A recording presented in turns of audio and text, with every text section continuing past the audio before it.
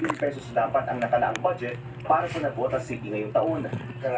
Panindigan ng kongresista. Grabe, no? Kain po! Sa Navotas, hindi matapos-tapos yung Navotas dyan. Kain po ng itlog na may kamatis at tuyo. Diba? Sa Danggit, Navotas, hindi ko alam bakit hindi tatapos-tapos ang Navotas dyan. pusit na baloktot. Labandaray ko ba? Grabe, no? Pusit. Ganun pa rin eh. Ano yan? Malaw. Ang laki po ng ginastos dyan. Almost 4 billion na. Yung pinakita ko sa inyo. Almost 4 billion na. Ganun pa rin ang Navotas.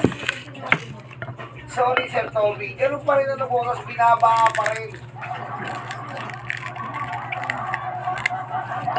Ngayon kanin. Yung mga tao dyan, Konti lang. bunga na yata eh. Dalawang joke lang to. Diba? Wala siyang tinatago. Patuloy rin daw ang kanyang panawagan na isa publiko ang budget ng lahat ng mga distrito at mga party list group.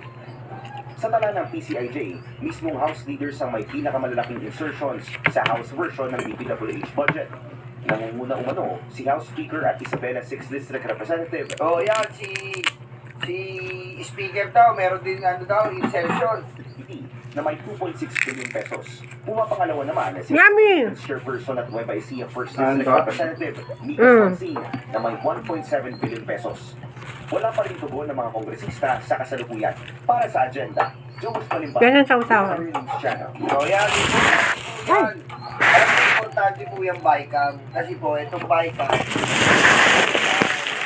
Ano yung pinalaman? bycam po, at Hindi mo nakikita? nakikita po natin ang proseso. Diyan yan sa may PICC ginaganap eh. Diba? Sa may PICC, maganda po yan. At po, ang problema dito sa bycam, meron pong bida-bida. Kilat yan, O, pakinggan natin yung bida-bida. Maraming salamat. Danggit. Senator Erwin Tulfo. NBA on Disney Plus. It's happening now. You don't know who's going to catch fire or who will shock the world, but you do know that from tip-off and everywhere in between, your basketball experience will have a buzz because the NBA. Masarap din siguro suka. Buzz. Ayaw mo suka.